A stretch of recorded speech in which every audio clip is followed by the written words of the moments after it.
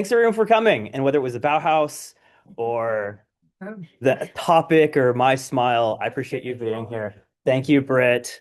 But no, seriously, like I know you got to take time out of your job, your busy day, fight traffic. Kim, yeah, that one relates. Me too. I was coming down Perkins and it was a madhouse. And you know how you always get like one driver that's just super aggressive? Yeah, always. I don't know who it is, but it happened to me this morning, and I don't know what your reaction normally is. It's for me, it's like, God, why is this guy in a rush? Why is he driving so aggressively? But it hit me today. What if they just really have to go to the bathroom? Do you know what I mean? Like, have you been in those shoes before? Where it's just like there's nothing between you and like taking care of that business.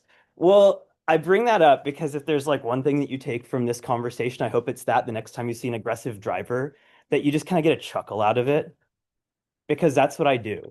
I try to take the frustrating things in life or in your business and find a way to make it a little bit more delightful. And that's why I founded Shimmer Labs. So what I work on predominantly is AI applications. I work with a lot of business owners that are pulling their hair out because they started a business because they had a skill they really loved doing, and they thought they were making an impact in the world. But as the business grew, they started wearing all sorts of different hats. And maybe you can relate to that too. I'm here to help take some of those hats off through the use of AI and automations so that you run the business doesn't run you. So let's get started. So in front of you, and if you need a pin, I'm sure that Kristen can run around and give you one. Great. I have a small worksheet. I also just have a one pager of what I do, what it's like working with me and my contact information. But this is an exercise, and you don't have to feel like you need to fill this all out like right now. This isn't a quiz. It'll just become useful, and you might come up with more ideas later. You might come up with them when you get back to your desk and you see your inbox and go, that's the thing I've been dreading all day.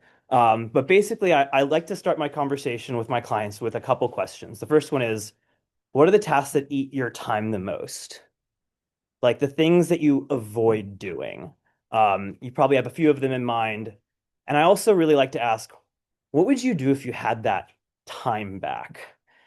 And then lastly, I'm kind of helped to just gauge this. There will be some real math later on where we break down the cost of you doing these things yourself versus getting a temp hired. So just in your mind, think like payroll. What would you pay somebody an hour to do that for you? 10, 15, 20, whatever dollars per hour.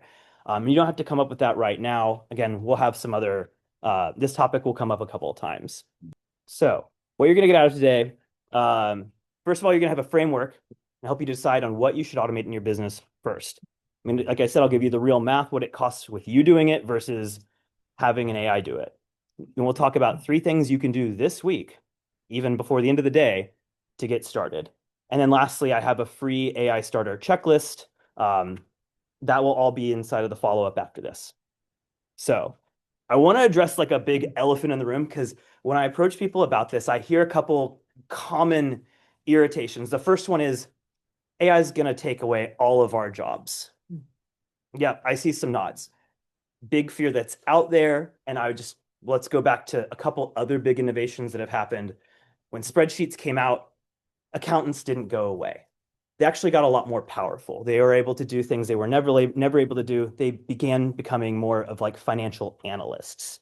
So that was a shift from something that was very manual to something that became much more creative. GPS didn't replace truck drivers. They were able to take on new routes. New businesses were born out of this.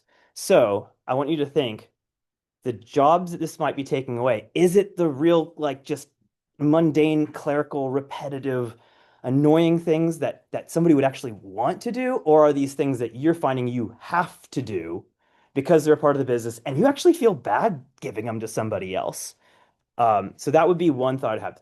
In my opinion, there'll be more jobs created than there are lost in this. We are in an economic shift. I'm here to help guide you through that shift. I'm saying that the tides of change are rising. Let me help build some boats. So, next up, is it safe? There are important considerations and best practices to make. Cybersecurity is an important part of what I do. I'll touch on a couple of those things as we go through this, but absolutely, this is already being used. Doctors are using it for medical scribing, tax preparation. If you're using TurboTax, it's got access to your financial data, you with an AI, and financial analysis. So if implemented correctly, absolutely secure. Um, so is it all just hype? And I'm going to say for some of it, yeah, absolutely, totally just hype. We'll get to some real numbers a little bit later, but most companies, three-quarters of companies don't report any tangible value yet. And a lot of that's because they're bolting it on. They're not building a system out of it. They aren't getting managers engaged in the processes that are most important for their team to be handing over to an AI. And so that's also where I'm here to help shepherd you around. And also, these are all good questions. If you have more of your own, hit me with them. That's what we're here for. This is a lunch and learn, not a lunch and lecture. So cool. Uh, Other thing I hear a lot of times, yeah, when they say, yes, I'm using AI, I say, how are you using it? Oh, well, I just like go in and I ask it a question. I'm kind of just using it as a Google. And I'm thinking, God, you're driving a Ferrari like it's a golf cart. Like there are so many more advanced things that we could be doing with this. If you're just kind of spitting in a Google length prompt and not giving it role and context and how you want it to format the answer, that's just the tip of the iceberg. That's table stakes at this point. So um, what is possible is a term I'll define later, which is it's not just a response to your query in that moment. It's what's called an AI agent. So I'll define agent a little bit later, but it's basically something that works for you 24/7. You don't need to prompt it or kick it or give it a cup of coffee. It can monitor your business, it can draft outreach, it can flag problems all while you're sleeping. So that's what's possible if you take that Ferrari and actually start driving it like a Ferrari. So it's not that the tools are wrong, it's just the way that we're using them needs some refinement. So this thing got released and there wasn't really a user's manual. I remember when I first used it, it was pretty much just like, here it is, here's ChatGPT. Go use it. And now a lot of the systems are starting to get put in place on like how it can be used effectively. But back to your problem, you didn't probably, how many, just by show of hands, how many people are either small business owners, they work for a small business, or they help train small businesses? Got it. Like 90% of the room. So, like I mentioned earlier, you didn't start that business because you loved lead qualification or quote follow up or chasing down people who haven't paid you. You probably got into it because you're doing something great. And you started adding all of those different hats because you felt like you needed to, because the business grew. And I see a lot of people who are kind of like right up against this point. They're working 80, 90 hours a week. They can't get their business to the next level of like, say, hiring a new technician or hiring a videographer because they want better social media presence. All, by the way, very creative human jobs that can't be necessarily replaced by an AI. Um, but they need to get the cost savings in line and the efficiency in line before they have the space for that next person. They need to prepare for that payroll, essentially. What if you could hand off some of the hats that could fit on an AI agent? So, real numbers here. These are internal studies by Microsoft, McKinsey, and Deloitte. I mentioned it earlier. Two-thirds of three-quarters of companies who are using AI are not seeing tangible value yet. The root cause is that they're just bolting it on. Managers aren't engaged. They're just saying use AI and hope that it works the best. Everyone knows how to use it, right? Microsoft actually reported for their product Copilot, which is their AI chatbot, that of the Fortune 500 companies that are starting to use their product, they don't even leave the pilot stage. So they're almost dead on arrival in terms of like how people are using it. Again, it's one of those, and maybe you've had employees you just said like, can't AI do it? That's the same kind of approach. Managers or business owners are just going, well, I know I need to use AI. Can't you just figure out a way to make it work for us? Let's start talking about the systems and the tools and the skills that you can develop to make that actually work for you. And then lastly, you've probably seen an AI version of a product come out on a lot of the tools that you already use. A lot of companies are just slapping it onto a product and saying, use this with AI now. It's not redesigning work for them. It's just a flashy looking product. That's not what I work with. I really like this quote. So Julie Bernard, did a Harvard Business Review uh, research project. She asked over about 1,500 employees.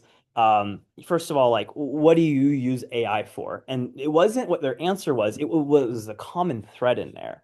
And the ones that were using it most successfully, the ones that were most productive at work, the ones who had the least burnout, were the ones who were using it for the procrastination things, the things you put off till the end of the week, the things when you see it come into your inbox. I had one of my clients here the other day for a working session, and she kept rolling her eyes and going, "Oh God, I gotta do the schedule. I have to do my employee schedule. Like they have, a bunch of when their times are available, and then I've got to fit it into my shifts and everything like that." She dreads it every single week, and so we've automated like a handful of things for her already.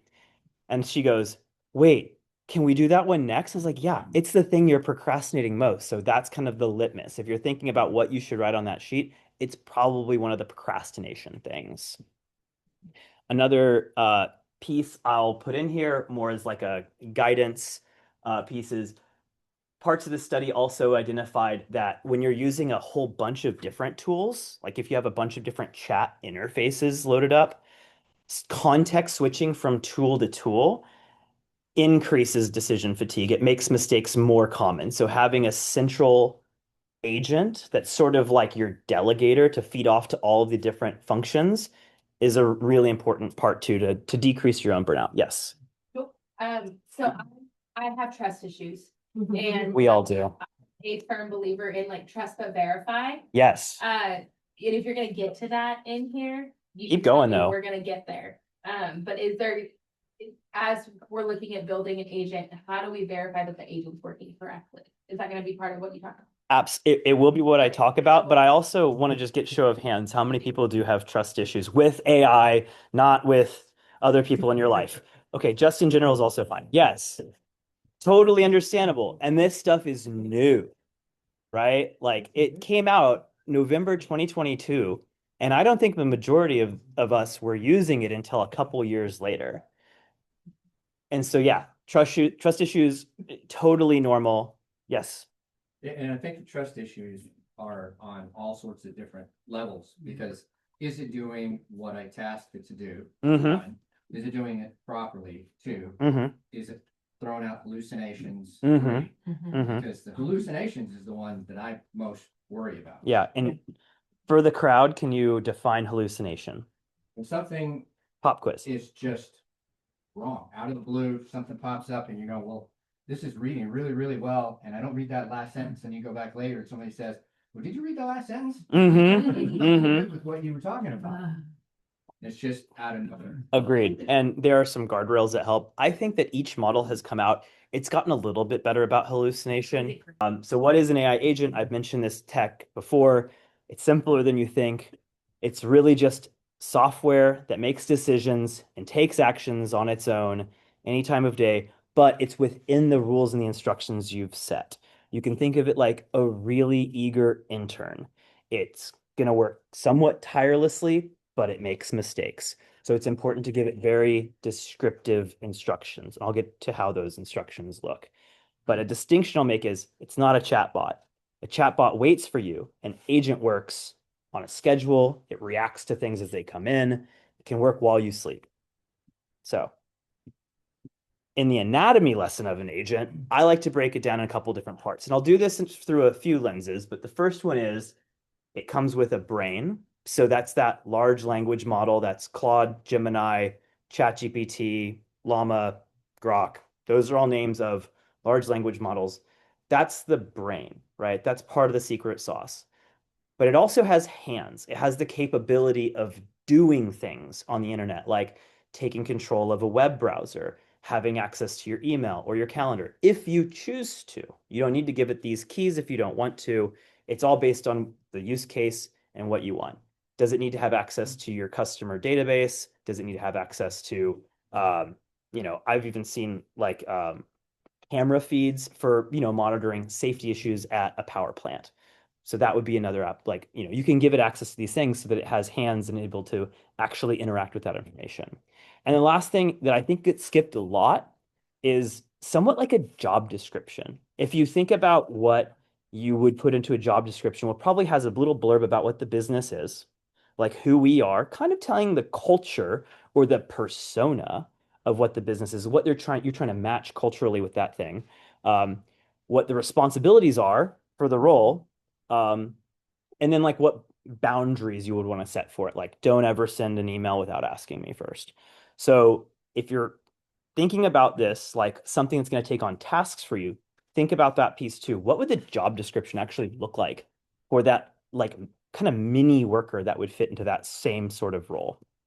So another way that I like to look at this is an agent is really good when there's something that needs to be, these are large language models. So when it can be read, when it needs to be understood, or when it needs to write, and preferably when it needs to do all three.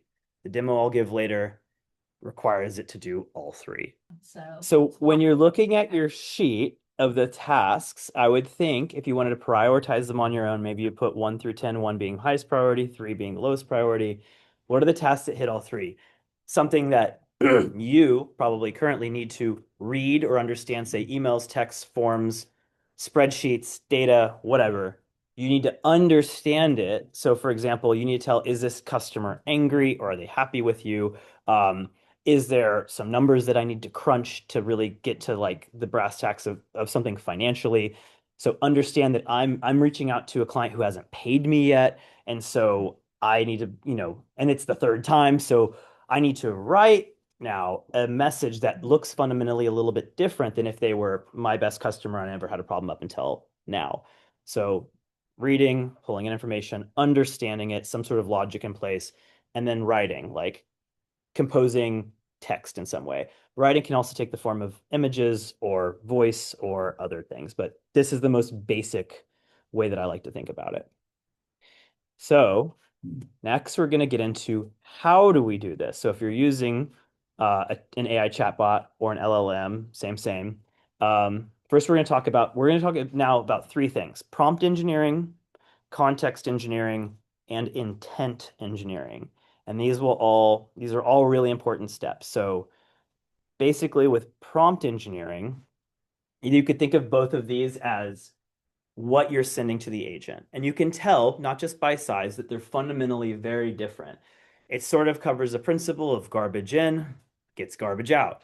So if you say, write me an email to a client, you said that to like a person, they'd be like, oh, okay. And you're probably not going to get the best response. But if you said, write a follow-up, so now we know kind of emails. It's a follow-up email to a plumbing company. So I might think about how do these guys talk? Maybe I put in a needing to rush to the bathroom joke, call back from earlier. And then keep it under 10 words. So you're giving it a constraint and telling it its tone and what to include in it to book a call. So breaking each of those pieces down, and this will be part of what can get sent out to you at the end of this, are these 5 building blocks. First of all, the context.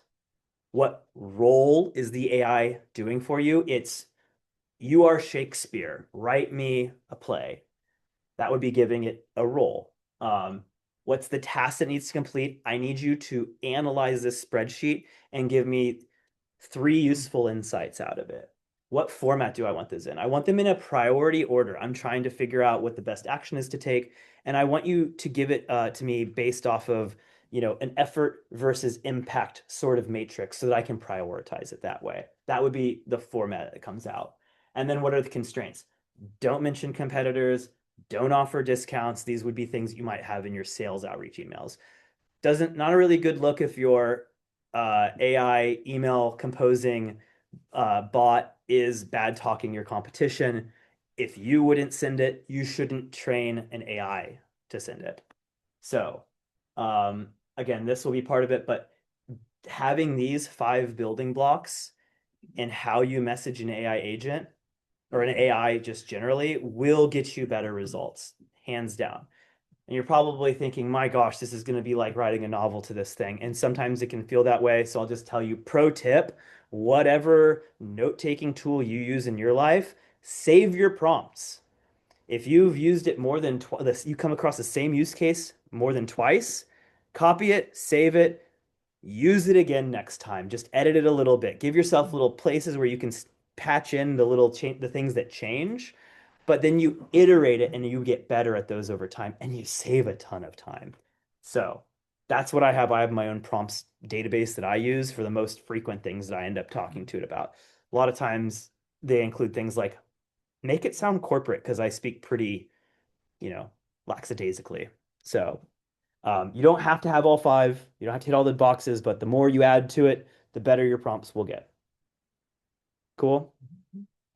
Next up is something called context engineering. So this is prompt engineering is the instructions that we're giving to the AI and what you want it to produce. Now think about that like a new employee. If it's their first day on the job, they probably don't have any context of what's going on, right? So even something simple like go get me a coffee. Do they know where the coffee maker is? Is it a drip coffee maker? Have they ever made drip coffee before? Whatever. Now, an intern that is not treated like here's the desk, go figure it out, but is instead given the company onboarding documentation for context. They have access to the tools that they're going to need to use in their job. They know what's most relevant within the data sets, like they're put in priority order for it. That's all context. So I'll show you how in these chatbot or yeah, in the chatbots and within agents to give it that context and also talk about what context is important typically.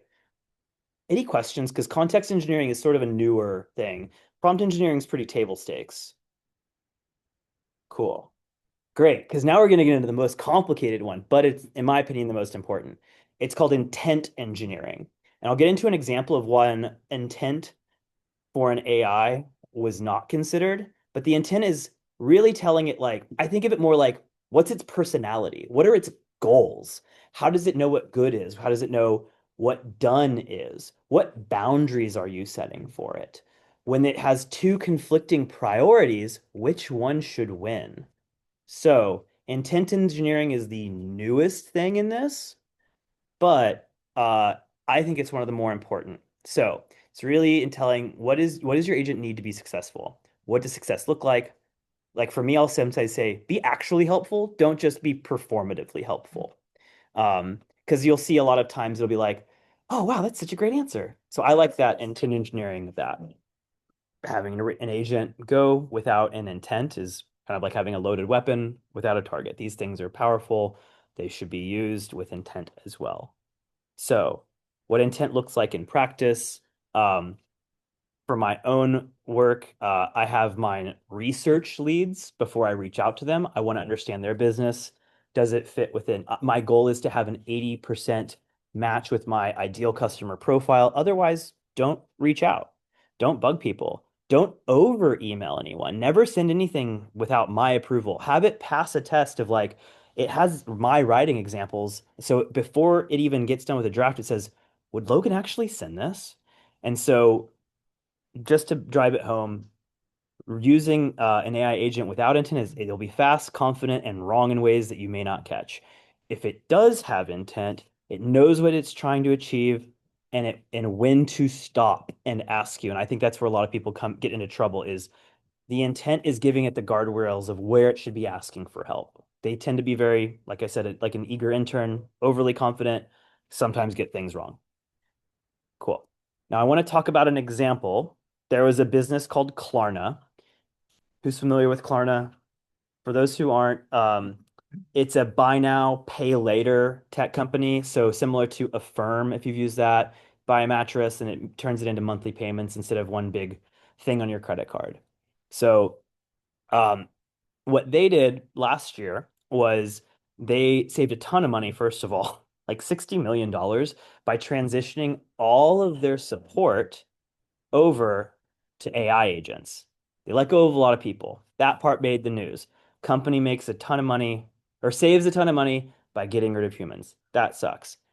And as the time went on, and you can see that some of these numbers look freaking great. It went from 11-minute outreach from a customer getting an answer by phone to a human down to 2 minutes. It That's automated almost essentially what I just 1,000 said. jobs. Same. So what ended up actually going wrong, so these numbers look great. If I'm in the boardroom, I'm going awesome. And then the public backlash starts happening because there's a lot more within a support team.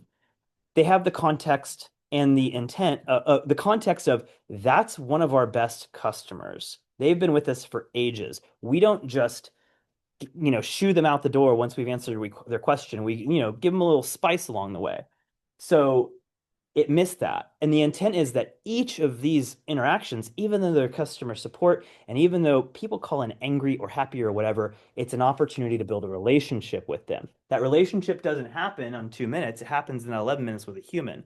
And sometimes things need to be escalated. So they found the agent wanted to optimize on speed. Its intent was speed, not building customer relationships. So this is really to drive the point home. On why intent is important. And the counter example to that, Duolingo. So if anyone's trying to learn a new language, I use Duolingo. What they trained their AI to do in terms of how it sent you notifications to bring you back in the app, what lessons to surface, it wanted it to teach, not to just answer questions. And they ended up having their numbers increase by 15% for the completions of the daily lessons and having their daily users go up by 51%. If you're an app company and you're getting your daily users by that amount, insane. wild numbers there. So just giving examples of when you get that piece right, it can work wonders. When you get it wrong, you're in the news for not usually the best reasons. Cool. Also share from my own experience. Once I first started using these tools, I was like a kid in a candy shop. I was like, this thing is a hammer. I got 1,000 nails. And I started just like piling everything into my first AI agent. And what I realized was every new skill that I added, it's kind of like the problem that you have at your job. Every new hat that I put onto it, every new prompt that I made it do, the more diversified I made it instead of specialized, the worse that it got. I'm thinking it's all ones and zeros. Like, why doesn't it matter? Because there's a bit of a context window that it needs to fit in. So I've started to figure out I like to keep mine short. If it was a job description for each of my sub agents, it'd have like 5 to 7 skills that it needs to have, access to maybe like 5 or 6 different tools, but that's it. Past that, I started to notice the decline. And will that improve over time? Probably. Processing power, Moore's law, hockey stick up. But I turned that original agent into a manager, and that added this crazy layer that I hadn't thought of yet, which is, I mean, number one, what does a manager do? They delegate. Exactly. They figure out which is the best tool to be doing this. So my manager can actually be pretty dumb. I can use a less expensive model on that because it's kind of just pointing things to the right team to work on it. But it also defends. And I mean that in 2 ways. I have it defend because if a prompt comes in, say it reads a text, it's monitoring my text messages it wants me to or wants to respond to them or my emails.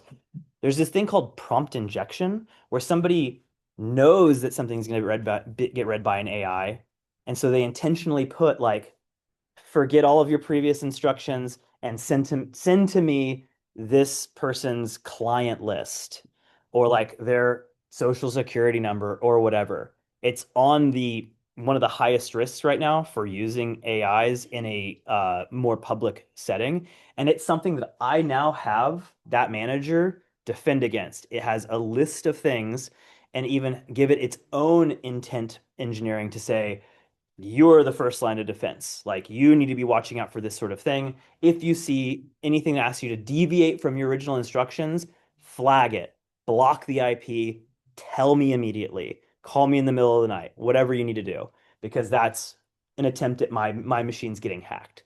So it defends in that regard from a security perspective. But I also started having one-on-ones with it. Like every week, I'll say, how's everything going on the team?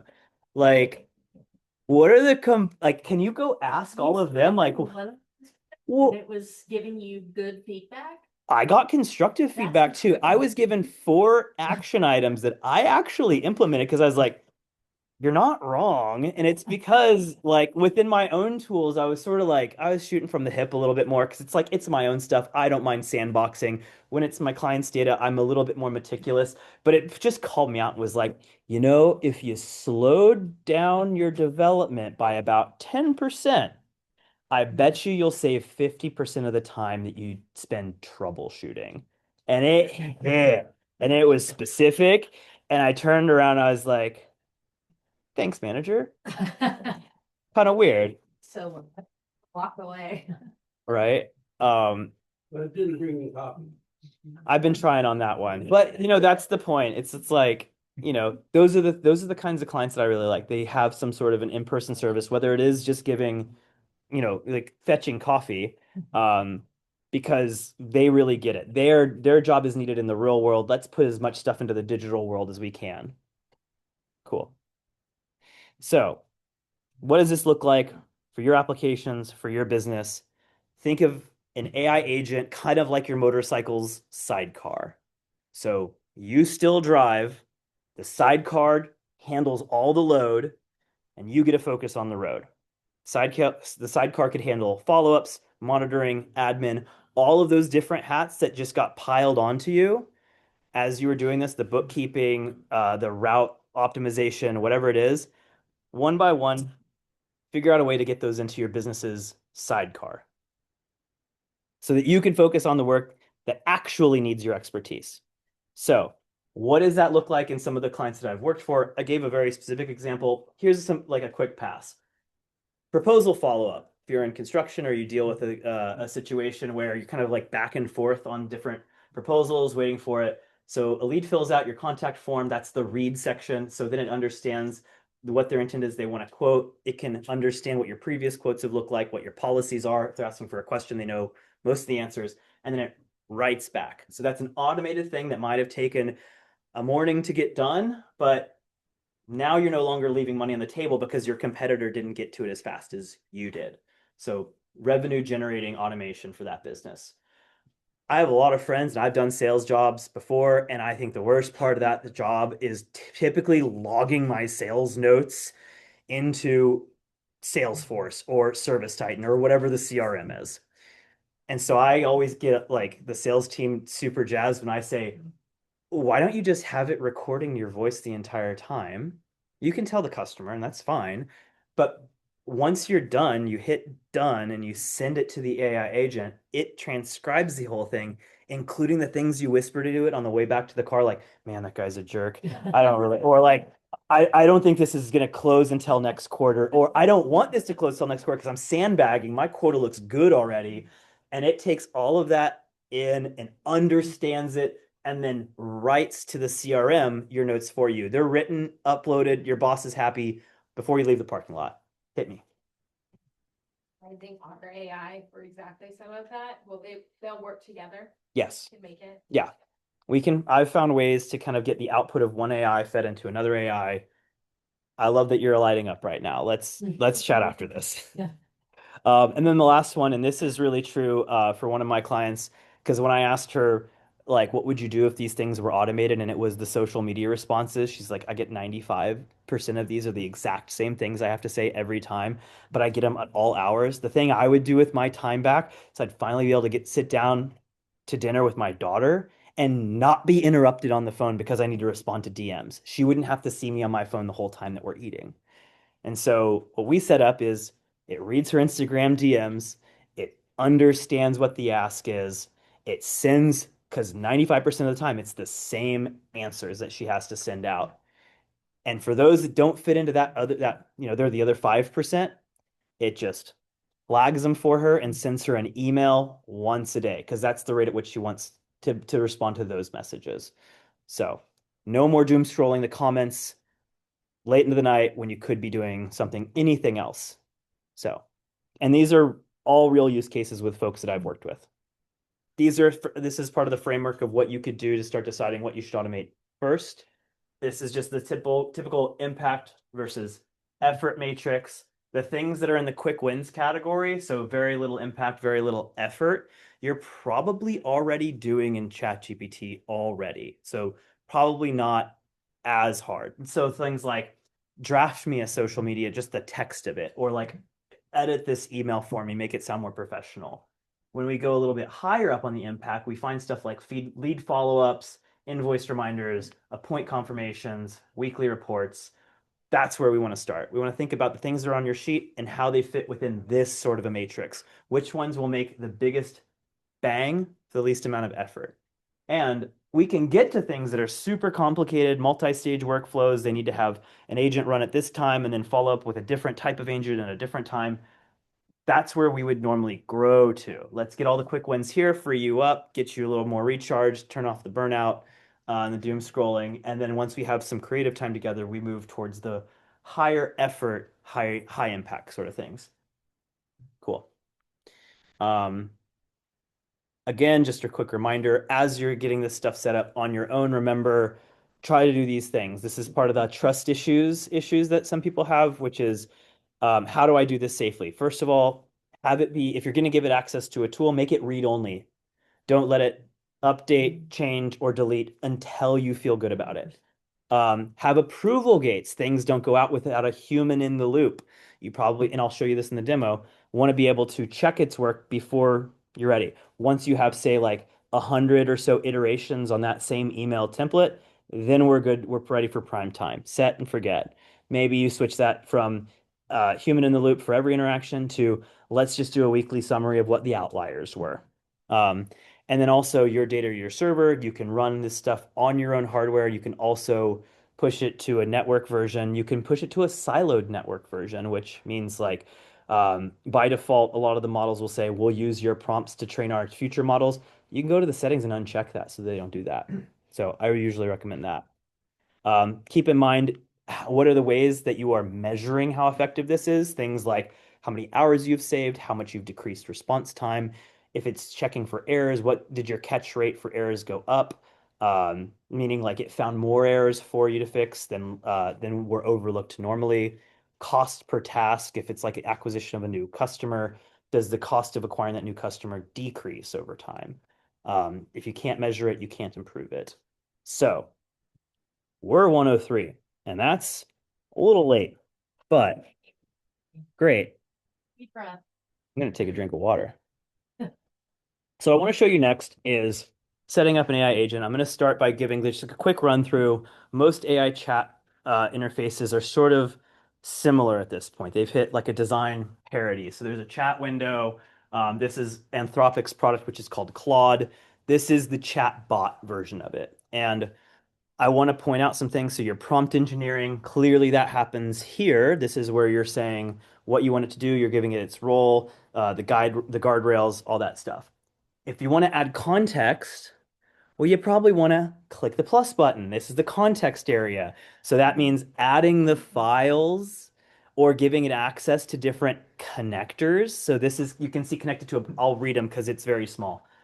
My Google Drive, my email, I use Notion as like a note-keeping tool. I have a tool I use called Open Brain. It basically consolidates all the memories of all the different chat tools that I have into one single database. So if I only use ChatGPT for one thing and I move to Claude, So you don't. my have to memory remember, comes with me. It's there. Yeah. And I can also have it control Google Chrome for me so I can automate browser tasks. Cool. You can get more plugins, but that is just quick, very high level. Again, if you're writing the same prompt in here multiple times, save it. Like, just, it's a lot better. But we're not here to talk about the chatbots. We're here to talk about the agent. So I'm going to switch tabs. Can I make you bigger? Yeah, I can. All right. This might backfire. So this is Claude Cowork. I ran this test earlier today, but you know what they say about the best thing about demos is you never know if they're going to work. So hold on to your butts. I have a few files that I prepared before. The first file we have is the intent file. So what I'm going to automate is basically an inbox monitor, and you will all be able to participate in this. You have my email, the inbox that I'm going to use, on the card in front of you, because I want you to send me a request to set up a time to meet. I won't like immediately follow up with you on that, like as that's the intent. But if you do want to meet, put it in the actual message to it. So this is the intent file that I had created. Another pro tip, it's so much easier to critique than it is to create. So if you're struggling with how to set these files up or even how to write a prompt, I go to a different chatbot. So this is Claude, so I'd go use ChatGPT and I'll say, "Can you help me write a prompt for Claude?" And then kind of just barf what I'm trying to get it to do. And it comes back to me with better formatted or asks me questions and like stuff like that. So again, easier to critique than to create. Use AI chatbots to create the prompts for other AI chatbots. Somebody told me that in passing at a lobby like 4 years ago, and I never went back. It's crazy.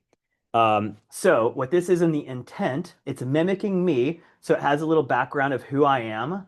I'm not a vendor. I'm not a consultant in a suit. What I want my people to feel like is that I'm just like a really knowledgeable friend talking about something with them, kind of like sitting next to him at a bar.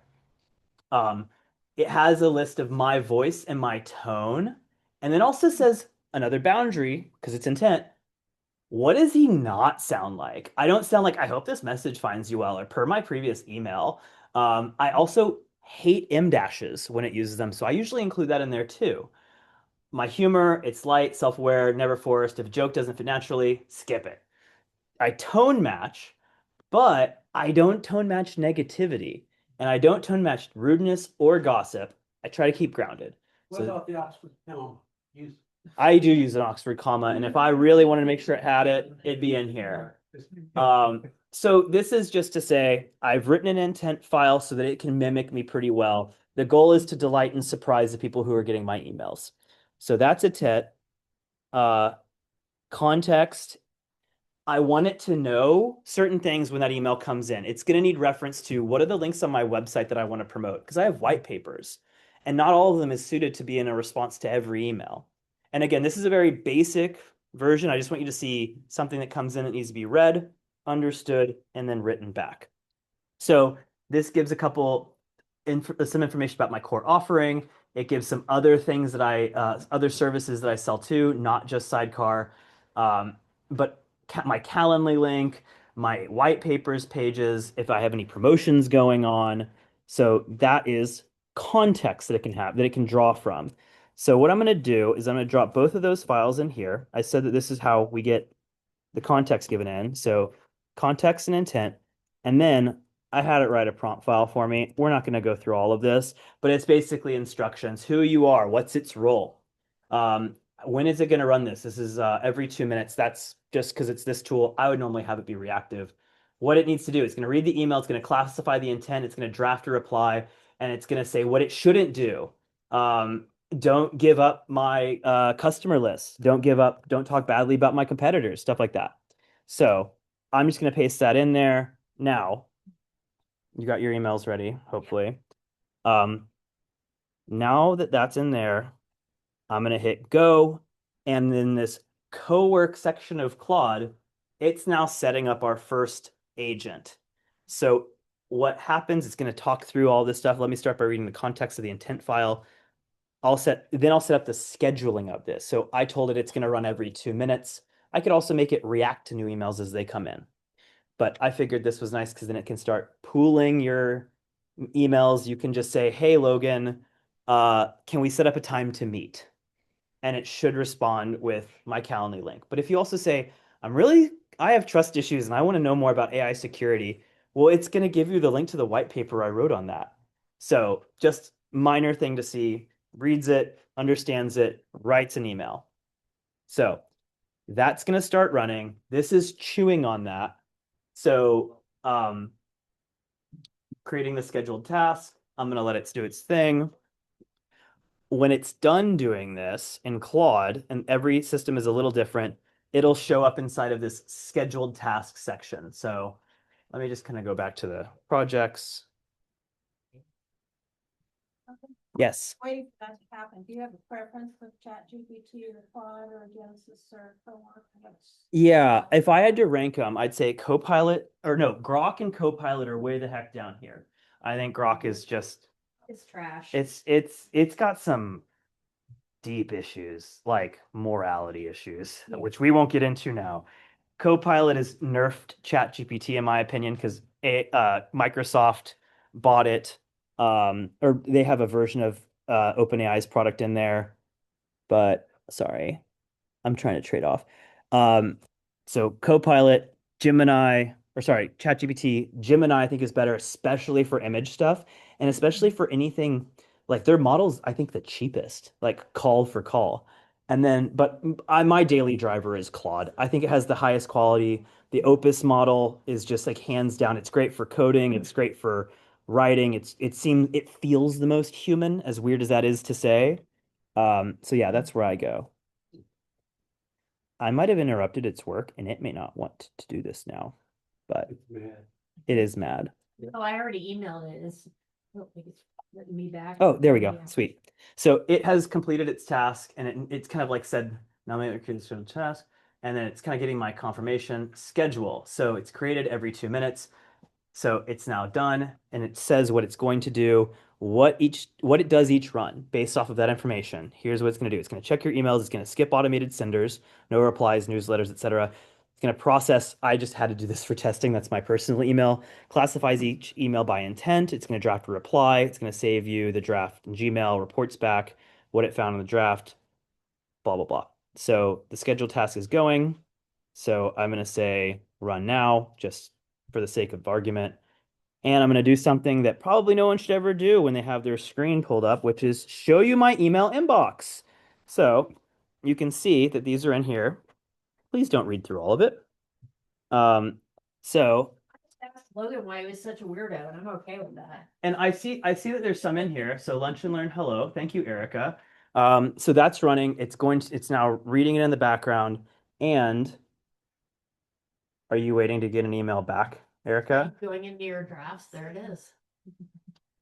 It's not there yet because it'll say in red draft here. But just for the sake of time, this is chewing on it and working. Let's pull you up.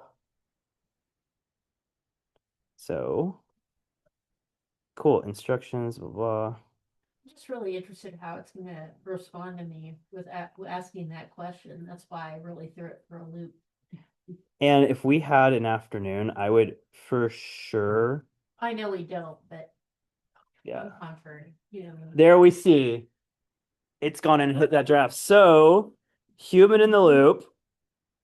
That's done it for me. All I do is I have to come in and hit send. So bam. Now I would do this for a few weeks, and when I felt comfortable with the results, then I would begin to think about how do I transition this into a secure auto emailer for me. And it doesn't have to be email. This could be like listening for text messages. It could be looking for comments on or bad reviews on Google, and responding to those. Anything that is a read, understand, write. And it doesn't have to be sending it as an email follow-up. I could have this also be updating my CRM. It could also be coming up with that request didn't really fit any of the white papers you have. You have a gap. You should write a white paper on this instead. So that's content creation. What you're talking about is actually the content creation, Yeah. knowing what you missed. All right. Now, How can you? where we like to work first is we think about what would be like a new hire. They need specific instructions. We need to check every output. These are interns. They're not experts yet. And so we start small, we move forward, and it's usually an engagement of like trying to figure out in your business and staying in touch with your different teams. What are the different areas that we can basically set our next intern on? So not every tool, when you have a hammer, not everything is a nail. This is more to say, I help guide the approach. Do we want to do it locally? Do we want to do it in the cloud? What tool do we want to use? What LLM do we want to use? What does it need to be connected to?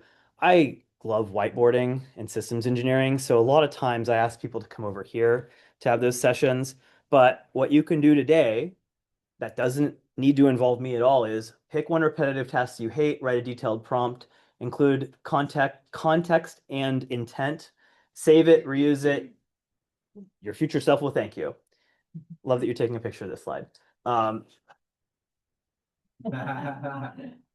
This month, set up Claude or ChatGPT, use projects, try to make your first co-work. If you struggle, hit me up. Give it a persona, give it clear goals, use it daily for one specific thing. So you kind of like get to monitor it. This quarter, build one actual agent with the tools that I showed you with a heartbeat. How often does it need to run? Make it narrow.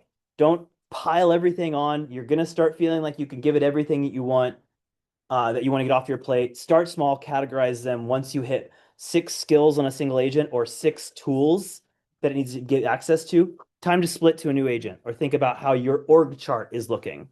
It's your digital org chart. I just connected that. You would give to a regular employee. You don't want to give them too much to do. Yeah. Or they And go so crazy. we're getting to the end. So there's a couple announcements I wanted to make.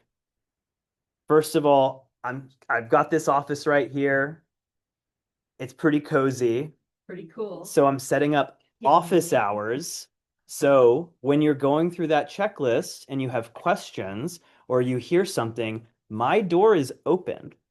I'm going to try it out starting next week, 2 to 4, and I'm open to feedback. We can change the time if it doesn't work for you, or get my Calendly link. It'll be at the end, and we can set up a one-on-one time to work together. That works too. But it's here at Work It. Walk in, bring your workflows, your questions, your whiteboards. No appointment necessary. I'm not here to pitch this idea. I'm like just so interested to hear people's questions. And I genuinely like puzzle solving like this. And that is all. I am 20 minutes over, but we started about 20 minutes late. It was